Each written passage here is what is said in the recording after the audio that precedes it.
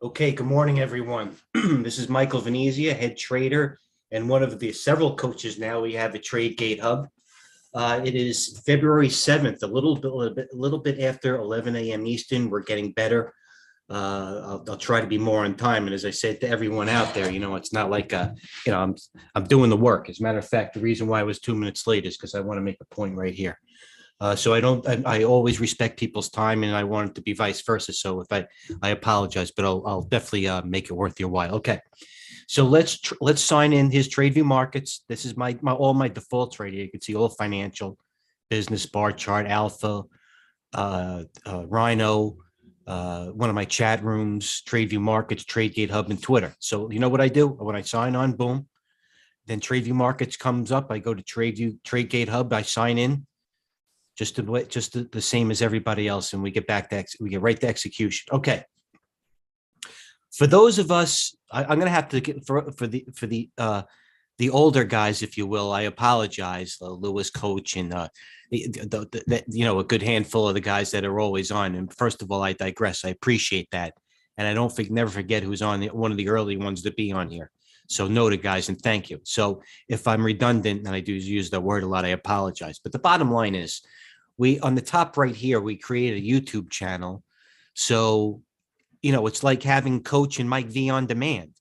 Go back and go. I mean, it's basically a DNA of our profile. I can't go back and delete. I'm not going to go back and first of all, I don't delete anything because I'm all the one thing I am good is accountability. But go back 2 weeks and it's our DNA. Get a frame of reference of how we are. So when you sign in, you'll know what we get at, and we have traders here that are at a very high level. That's not even arguable. So, as many times as you can go back and watch videos, I do it myself, not only to go back and try to make a better product, whether it's enunciation or the team does something better with graphics, whatever it may be. But I also try to, what, my videos are becoming my notebook. Now I can throw away a pen and a paper, which they all make fun of me because I'm a boomer or something, which I'm not. I'm Generation X. But I can actually go watching the videos, and all I have to do is watch it. Those are basically my trades on paper. There's nothing that I don't do that's on paper that's not on the video. There's stocks that I trade many 20 million a day. I'm not trying to hide anything. I don't even know why I'm trying to explain why I would. But the bottom line is I want you to go back and watch the TradeGATEHub videos. So like on a Monday morning, like everybody knows, is the most amount of data that I post. And remember, it's always quality over quantity. So we'll get back to execution. Like I said, I own a couple of horses. You know what I mean? Lewis, you'll know this. Sometimes these horses train for 6 weeks to run a minute and 12 seconds. The majority of work is done behind the scenes in preparation. Here, I could show, I'll take a picture of my notebook later. Everybody knows what they look for, the old timers. And I'm not saying it's got to be a notebook, but it all reverberates. It comes down to the one thing I always say: you have to have a plan. And if 9:30 comes along and you're just staring at the screen, it's like walking outside in the winter, being naked and saying, "Oh, I forgot it's cold," and you go back in and you're wasting time. So let's get back to what we posted this morning, being a Monday. So you know what I mean. Everybody that if on the newer ones, go back. The data that I post is very consistent. I learned that through trading and through Tim. The best thing to having a good business is consistency, and then you can adjust, i.e., have a plan. So watch the videos from Michael Santoli for give you a refresher from last week. It's a Monday. This is market sentiment. Yes, Friday we had. By the way, if we remember on Friday, we had a 30 to 40 ES handle sell off, Coach. If you remember, of course he does, because he's a professional at the last 20 minutes. So if it wasn't for that little, we'd probably be up here. So keep this in mind going back Monday, Tuesday, and Wednesday. You want to develop some sort of internal clock or memory clock where market sentiment will be innate and you'll feel it in your gut. And you won't have to worry about, which I hate worrying about. I don't trade futures and I don't trade the SPYs. I don't hedge. My hedge is being, I'm a fund. So I have shorts and some other things. I don't do any arbitrage or anything, but I'm not a believer in hedges, and I'm certainly not a believer in buying SPYs or maybe indices. I do if a lot of what, as we all know, the predominant theme of 2022 is how the indices are separated from the individual stocks. But one of the greatest lessons, look at somebody's telling me DWAC. That DWAC, we've been telling you about the DWAC. It's been bull flagging. Again, is that one of the greatest lessons I've ever learned. And I was at my old firm, however many years ago. The lesson's is not an antiquated lesson. I was lucky enough to sit next to one of the best traders in the firm, and he took up one whole side of the desk. And I'm a small dude, if you will, so I don't need much. Still a minimalist to this day. And oh, by the way, everybody that I traded with becomes that. 8 screens become 6 screens, become 4 screens. Trust me. Getting back to the story, so I actually think it was a rate cut or a rate interest. It had to do with an interest rates move, and the freaking futures were flying, man. I'm talking like 80 or 100 handles. And 80 or 100 handles 15 years ago was a bigger percentage move than when the market's up at these levels. So, and my man is just sitting there, Neil, and the market's going bananas. My keyboard is smoking. I'm flying. People are yelling things out. It's as close to being on the pit as you can get. And he's just sitting there. I said, Bud, put a trade on. And he says, Mikey, what am I going to trade on? The futures are going wild. How do I know? They could go up another 50 or 100 handles. Don't get me wrong. If the futures do go up another 50 handles and Apple doesn't go up, I'm going to lay out short some Apple. Or, you know what I mean? That boils down to the relative strength theory. But I'm not a big believer on trading the spies. But you want to know the internal clock, because when you have your list, like I do in my hand and on my screen, and you want to be buyer down here or something that shows relative strength, you want to be able to act. That's why I posted NASDAQ sentiment. All right. And this boils down to my point this week. In the middle, S&P in the middle. Okay. Sector sentiment, to look at it your own. They all stay all off one of their lows, but much like the S&P and the NASDAQ, some of it had a nice bounce and need some resting, or vice versa. That is not world markets. That's hedge fund exposure. I apologize. World markets, I did not put. This is hedge fund exposure. All right. Also, I mean, you really want the hedge funds to be down here to go on. As you say, every time the hedge funds don't have any interest, see, they're right near the green. The market goes, it's bullish. When hedge funds have cash and they're sitting on the sidelines, that's bullish. When they decide to turn bullish, they don't mind chasing. Pardon me. So that's hedge fund exposure, bullish. And by the way, the rotation is still evident, as in the financials, the fins. I think even the golds were up. Or the coach, I didn't watch the video. I watched coach's video during lunch. They posted 9:30 Eastern. But retail put buying has seen a healthy uptick. Look, when the retail put buyers buy puts, no offense to the retail dudes, that's bearish. You know what I mean? That's basically when people start getting nervous. And isn't the whole cliche is to buy low and sell high, and buy in on fear and sell on euphoria? That's what I do. And that's why I post this. Pardon me, crude, gold, and the T-bonds. I mean, once again, I post this data almost daily, so it should be no surprise. Goldman sentiment right here. Goldman, they've been lightly positioned, if you will, during the rally, the pullback, and the bounce back. So nobody really knows what to do. And by the way, this could be evident of the rotation as well. Okay. This week's economic data. And I want everybody to remember this before I go back. Not remember this. You can watch it on YouTube. Just pause it. Thursday is the core inflation and CPI. Basically, it's a CPI number. It's the inflation number. Everybody knows that there's 3 things driving the market right now. The inflation, which I think is tantamount, because that, as we see, the market reacts to inflation numbers more than any war or virus out there. And number 2, naturally, is the Ukraine and the Russia thing, the Ukraine, obviously, in China.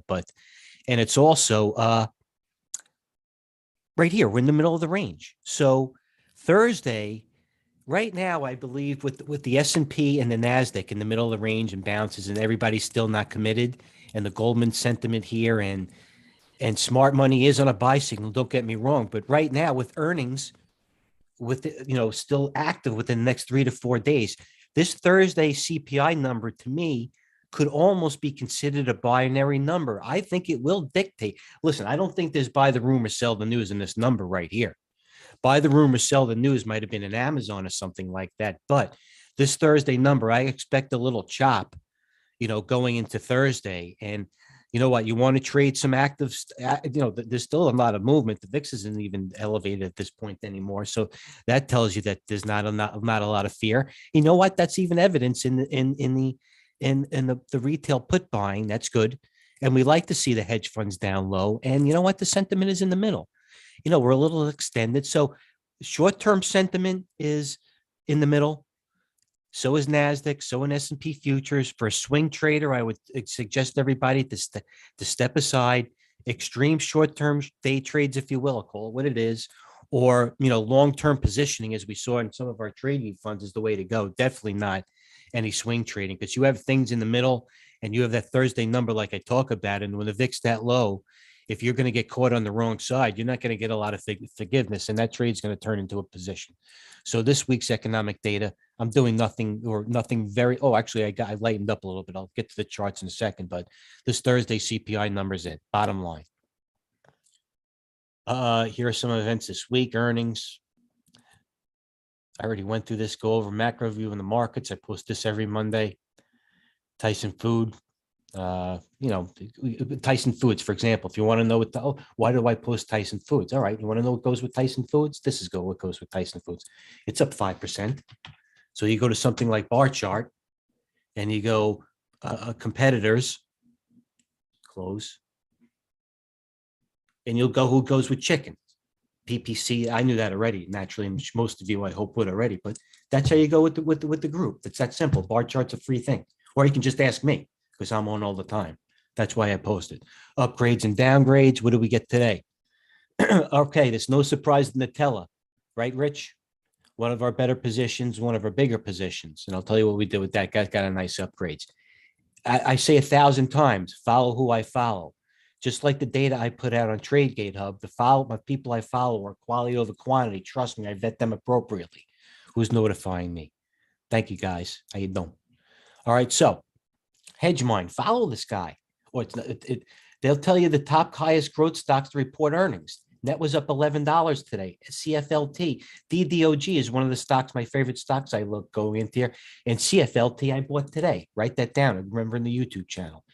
Do my vet me, if you will. Go on, let me go on the record. I have no problem with it. Focus list, mid and small caps are attractive. That's why I think nobody's really dipping in yet, because we need it. Listen, chop is what we need in the market right now. I'll get to the chart. A drawdown, and I'm sure Wild Pete wouldn't argue, would be best. So the other bullish sentiment can line up. Maybe Goldman starts dipping in, i.e. And I am seeing more bullish readings. Let me look at some things right now. Hold on a second. I got my notes. Yeah, now is the tough part. After the earnings dies down, everybody knows what Amazon did. Everybody's aware what the Unity software did. We all saw Snap, and we all saw Facebook. So this is a time really where there's uncertainty and things are in the middle to really look at what's the best of breed and acting well. This is it. And by the way, a lot of things are separating, even in similar areas. You know what? This right here exemplifies what's going on right now in the market. And this was Friday.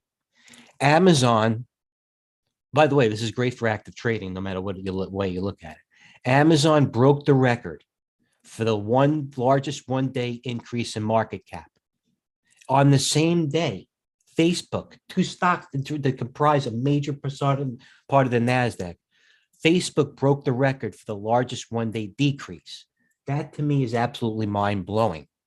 That a stock is, you know what? You can look at it from a macro, intermediate, and even a short-term situation if you want it. I'll leave the economics to the professionals in the long term. But the fact that Amazon broke a record for an increase in market cap, and I think Amazon, there was a $25 billion transfer of wealth, from what I understand, from Bezos to Zuckerberg. And I'm going to tell you, I don't think there's a dry eye in the house that it's not Zuckerberg. Next. Earnings for the week. Good call, Gerard, this morning on ON. Tyson naturally had it. Piton has earnings. If you're looking at what's going on today, Piton got multiple takeovers, and you have to do your due diligence on this. So look at the stocks we have for earnings this week. You don't even have to take a lot of overnight risk. Uber, AFRM, apps, Twitter, EMPH, the big daddy of the solar sector, Twilo, D-Dog. Oh my God. It's sinking in for me now. So if you're not Chriser, net. So if you're not in TGH right now, you're probably not. We're trying to stop the learning curve. I posted or steepen it, if you will.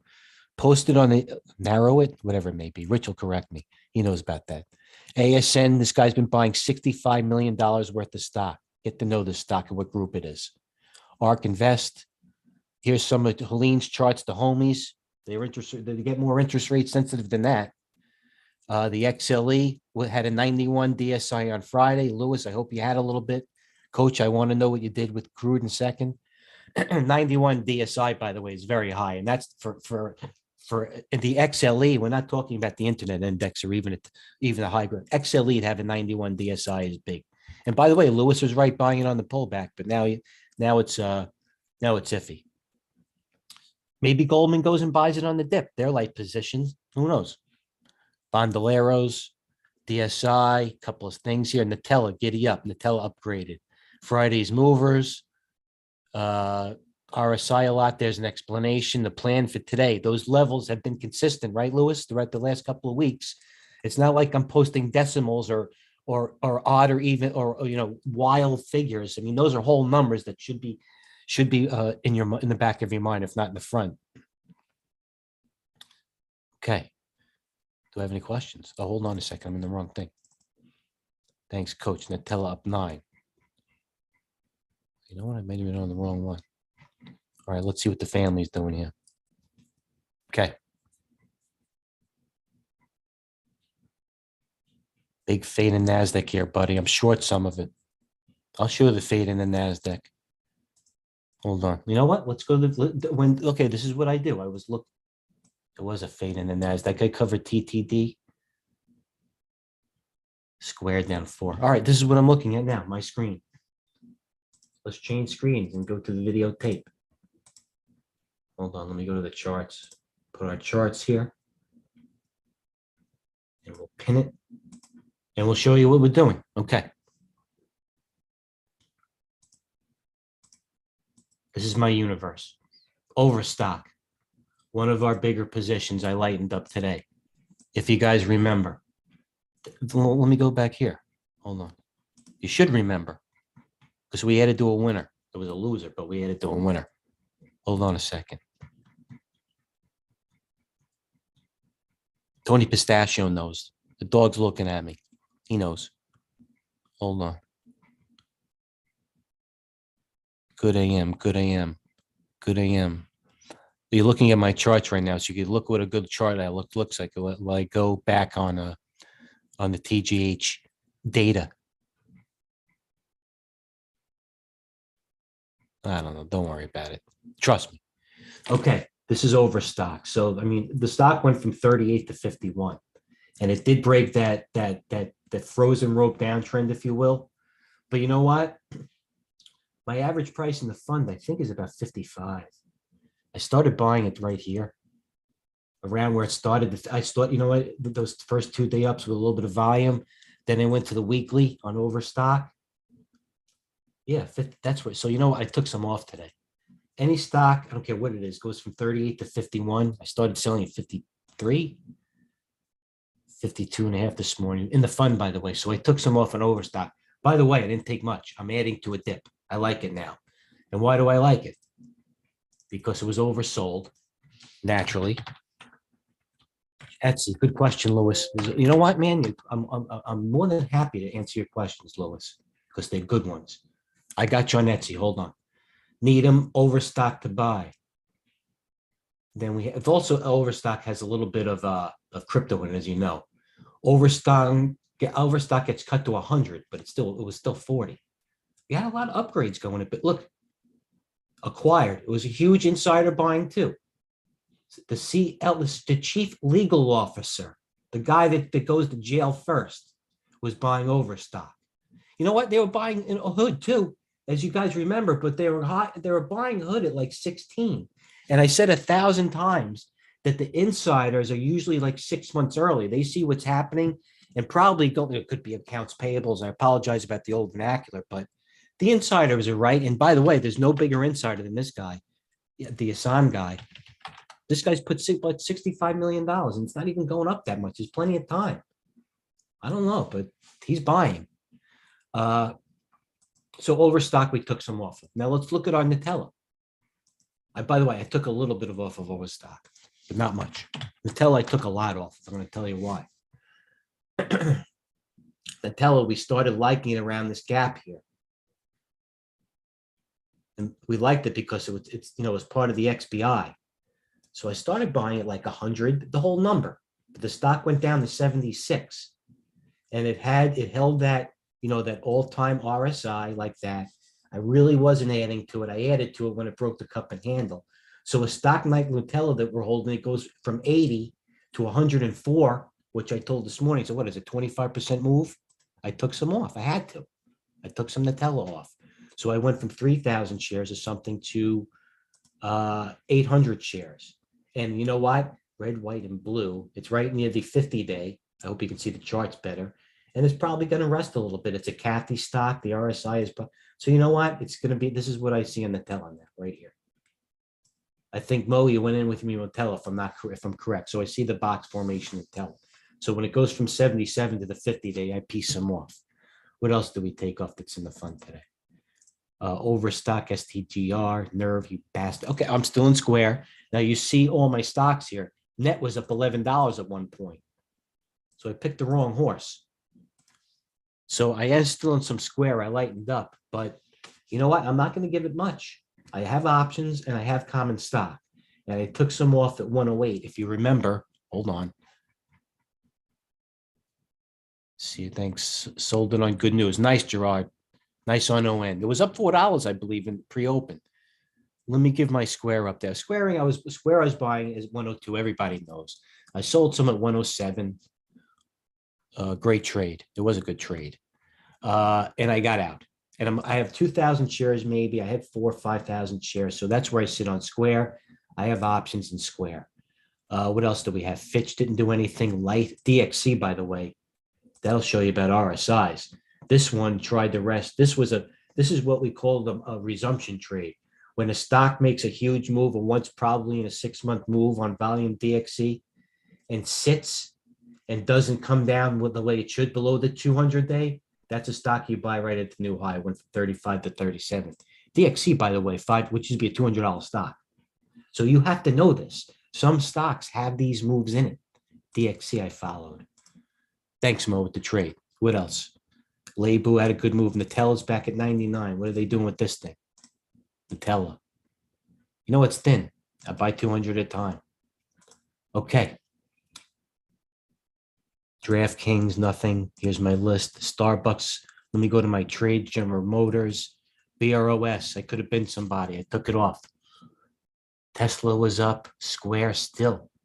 Microsoft is down. Facebook still. That's why. Facebook. You don't buy. It's still, what a trade. Right through a bear flag. Facebook still going lower. And I'm not interested. Look at that. That's the weekly, Lewis. I don't like the Facebook. And I saw Google this morning go down like that. And this is what we did because I saw Google go down. We shorted some TTD. Where are my trades? Because I know everybody should know Google goes with TTD. So right before I came on, I shorted TTD. These are all my shorts. Started between 76, and I'll tell you why I did it, and 76 and a half, because I saw Google going down in TTD. All right, so I said I saw it make a move. It had the 3-day up. Guys, this is a lesson here again. A 3-day up, 63 and a half to 76 on a $13 move. I'll try a little fade, and I did. The 3-day up rule going to 200-day resistance is about as proverbially safe as you can get. So I shorted at 76 and a half, and I took some off at 74.20. So I made $3,000 in it. I only traded 800 shares or something. And then I followed it up with what? What was the other trade I made? Oh, Bros. I shorted the brother. The Bros. I think it was a 3-day up too. Left a little money on the table. The Bros. I got bored. I wanted to short it. I thought it was oversold. So I think I shorted 800 share of the Bros right here. Top tick. How you doing? At 63. Covered it right before I got on the air at 61. Nice trade, 800 shares. The 3 points. Could have covered it through the whole number, 59. But you know what? Like I said, I'm being tactical. I lightened up in the fund. I'm not doing any swing trading. Because why? Because of this.